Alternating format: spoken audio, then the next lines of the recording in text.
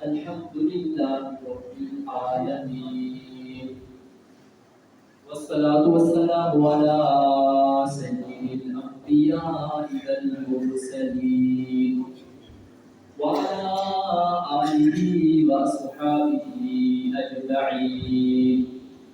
أما بعد، أعوذ بالله من الشيطان الرجيم. لقد كان لكم في رسول الله أسوة حسنة. صدق الله العلی العظیم. تمام حضرات عقیدت اور محبت سے درود پاک پڑھیں.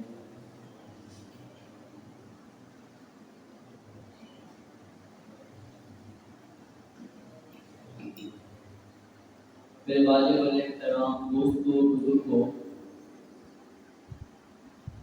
آپ کائنات کو دیکھتے جائیں. کائنات کی ہر چیز میں اللہ کی تعریف نظر آتی ہے، اللہ کی شان نظر آتی ہے. آپ زمین کو دیکھیں، تعریف خدا کی ہے.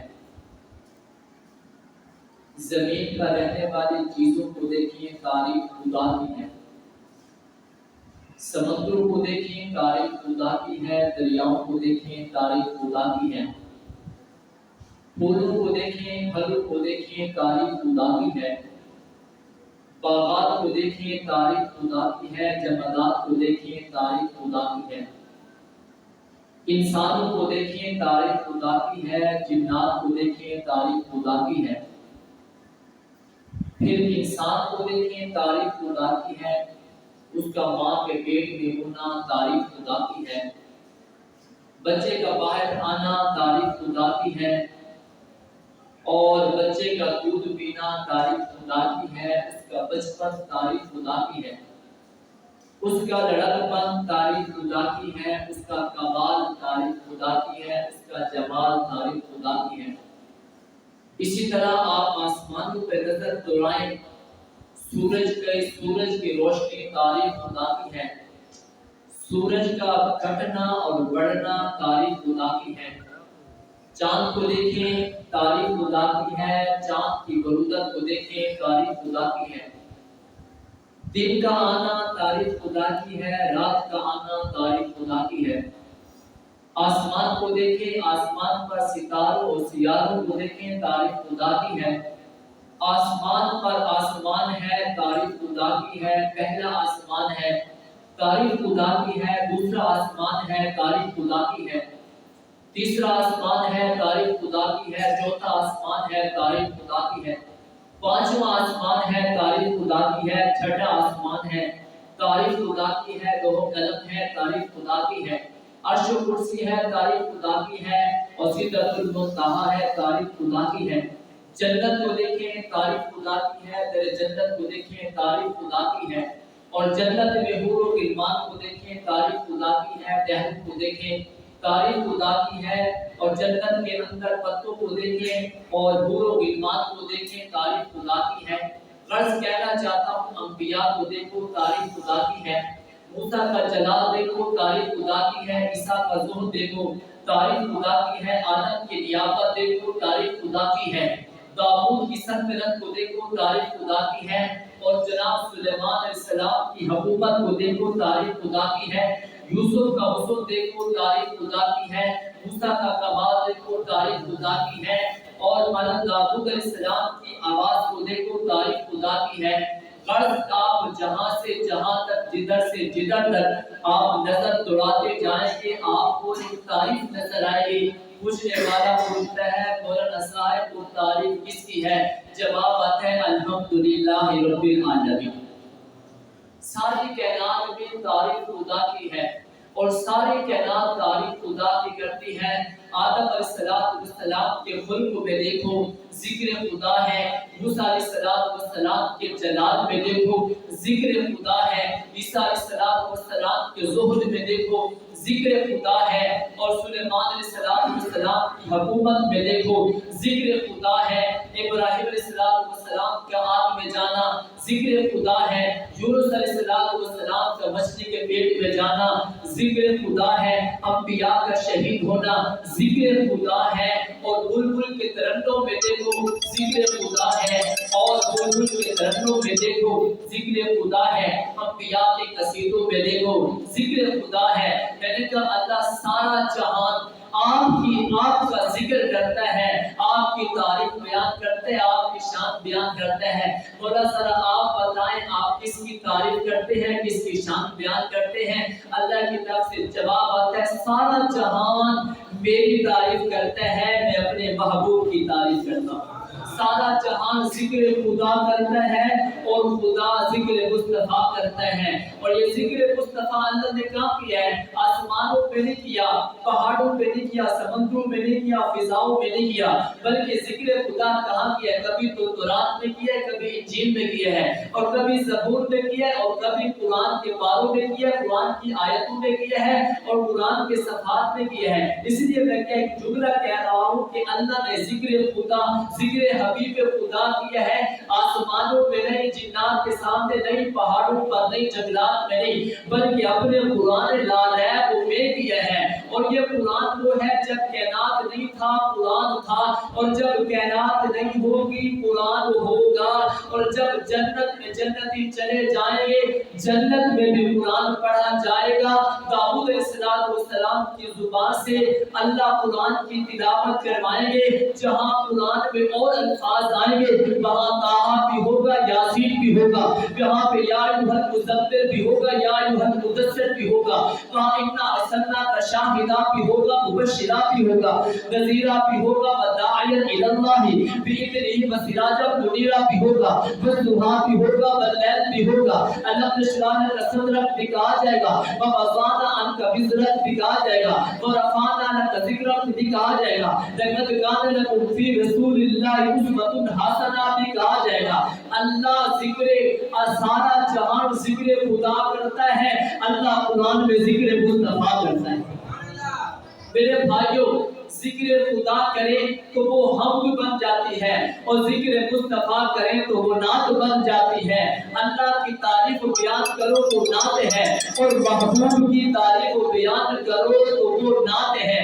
میں نے کہا نعت صدیوں سے کہیں آ رہی ہے، شاعروں نے اپنے تخیلانہ انداز میں میرے نبی کی تعریف کا ذکر کیا ہے، اور پھر میں اپنے انداز میں یوں کہنا چاہوں گا، جب میرے نبی کی آمد کا ذکر جناب حسان بن ثابت کے سامنے ہوا تو اس نے یوں کہا وَأَحْسَنُ مِنْكَ لَمْ تَرَ قَطُّ عَيْنِي وَأَجْمَلُ مِنْكَ لَمْ تَلِدِ النِّسَاءُ خُلِقْتَ مُبَرَّأً مِنْ كُلِّ عَيْبٍ كَأَنَّكَ قَدْ خُلِقْتَ كَمَا تَشَاءُ۔ اور جناب سیدہ عائشہ کے سامنے جب میرے نبی کی آمد کا ذکر ہوا تو یوں کہا لَنَا شَمْسٌ وَلِلْآفَاقِ شَمْسٌ فَشَمْسِي خَيْرٌ مِنْ شَمْسِ السَّمَاءِ۔ اور جب شیخ سعدی کے سامنے نبی کی آمد کا ذکر ہوا تو یوں کہا بلغ العلا بکمالہ کشف الدجا بجمالہ حسن الجمیع خصالہ صلوا علیہ وآلہ۔ اور جب شیخ جامی کے سامنے میرے نبی کی آمد کا ذکر ہوا تو اس نے یوں کہا یا صاحب الجمال و یا سید البشر، یا صاحب الجمال و یا سید البشر من وجهک المنیر لقد نور القمر لا يمكن الثناء كما كان حقه بعد خدا بزرگ تو قصہ مختصر۔ اور جب فانی دیوانی کے سامنے میرے نبی کی آمد کا ذکر ہوا تو اس نے یوں کہا بدلا ہوا کرم گلو کا تیرے بغیر ایک خاک سی اڑی ہوئی سارے چمن میں تھی۔ اور جب مولا قاسم نانوتوی کے سامنے میرے نبی کی آمد کا ذکر ہوا تو اس نے یوں کہا جہاں کے سارے کمالات جہاں کے سارے کمالات ایک تجھ میں ہیں، تیرے کمالات کسی میں نہیں مگر دو چار۔ اور مولا قاسم نانوتوی کے سامنے جب میرے نبی کی آمد کا ذکر ہوا تو اس نے یوں کہا سب سے پہلے بشریت کے عنوان سے نقش روح محمد بنایا گیا، پھر اسی نقش سے مانتا روشنی بس نے دونوں مقام کو سجایا گیا، وہ محمد بھی احمد بھی حامد بھی محمود بھی، اس نے مطلق شاہد بھی مشہود بھی، ظاہراً امتیوں میں اٹھایا گیا، اس کی حکمت ہے بے حد و بے انتہا، اس کی رحمت تخیل سے بھی ماورا، جو بھی عالم جہاں میں بنایا گیا اس کی رحمت سے اس کو سجایا گیا. مجھے حشر کا غم کس لیے ہوا ہے قاسم؟ میرا آقا ہے وہ، میرا مولا ہے وہ، جس کے دامن میں جنت بسائی گئی، جس کے ہاتھوں سے کوثر اٹھایا گیا. اور جب علامہ اقبال کے سامنے بے نبی کی آمد کا ذکر ہوا تو اس نے یوں کہا کہ کتاب فطرت کے سرے برگ پر جو نام احمد رقم نہ ہوتا، کتاب فطرت کے سرے برگ پر جو نام احمد رقم نہ ہوتا، یہ نقش ہستی ابھر نہ سکتا، وجود و لوح و قلم نہ ہوتا.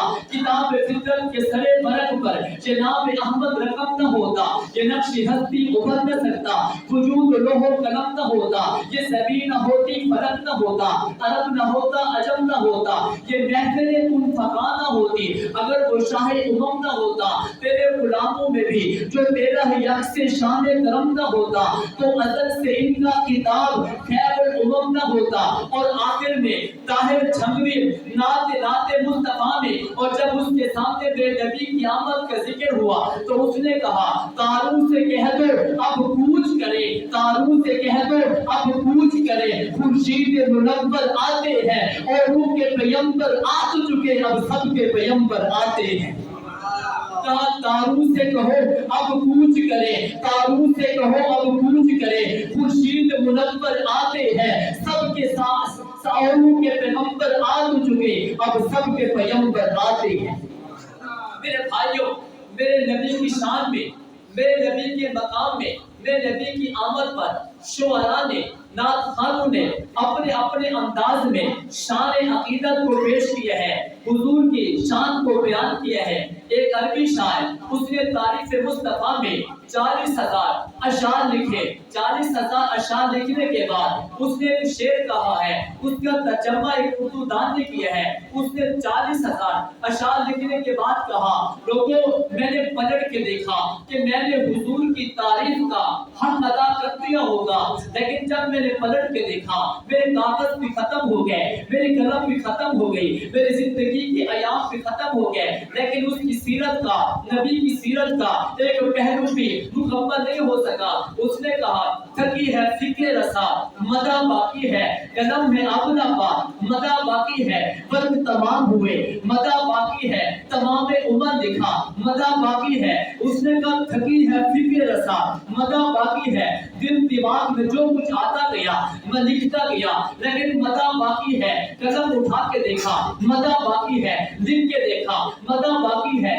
میں نے اس شاعر سے کہا اے شاعر تو نے شان مصطفیٰ میں، تعریف مصطفیٰ میں کیا لکھا ہے؟ اس نے کہا میں نے جبین مصطفیٰ کو بھی لکھا، چہرے مصطفیٰ کو بھی لکھا، زلف مصطفیٰ کو بھی لکھا، داڑھی مصطفیٰ کو بھی لکھا، لعاب دہن مصطفیٰ کو بھی لکھا، رخسار مصطفیٰ کو بھی لکھا، سینہ مصطفیٰ کو بھی لکھا، دست مصطفیٰ کو بھی لکھا، قدمین کو بھی لکھا. میں نے شان مصطفیٰ کو بھی لکھا، نبوت کو بھی لکھا، رسالت کو بھی لکھا، منقبت کو بھی لکھا، شرافت کو بھی لکھا، تقوی کو بھی لکھا، طہارت کو بھی لکھا، ولادت کو لکھا، ماں کا نام لکھا، باپ کا نام لکھا، ابا کا نام لکھا، ماں کا نام لکھا، دائیا کا نام لکھا، اصحاب کا نام لکھا، ازواج کے بارے میں لکھا، بنات کے بارے میں لکھا، اولاد کے بارے میں لکھا. میں نے تقوی بھی لکھا، میں نے علم بھی لکھا، معراج بھی لکھا، ہجرت بھی لکھی. لیکن میں سب کچھ لکھنے کے بعد میں یہ کہنے کے مجبور ہوا ہوں تھکی ہے فکر رسا مدہ باقی ہے، قلم ہے اپنا پا مدہ باقی ہے، برق ہوئے تمام مدہ باقی ہے، تمام عمر لکھا مدہ باقی ہے. کائنات میں کوئی شاعر ایسا نہیں ہے جس نے اشعار کی صورت میں تعریف مصطفیٰ کی ہو اور پھر اس نے کہا ہو میں نے سیرت کا، میں نے تعریف کا حق ادا کر دیا ہے. کوئی مفسر نہیں کہہ سکتا، کوئی محدث نہیں کہہ سکتا، کوئی عالم نہیں کہہ سکتا، کوئی شان والا نہیں کہہ سکتا، کوئی ابدال کوئی نہیں کہہ سکتا، کوئی شاعر کوئی نہیں سکتا، کوئی نہیں کہہ سکتا. بلکہ جس نے بھی تعریف مصطفیٰ میں جو کچھ لکھا ہے، لکھنے کے بعد اس نے کہا بابا تعریف مصطفیٰ کا ایک پہلو بھی مکمل نہیں ہو سکا. میں نے کہا کیوں نہیں ہو سکا؟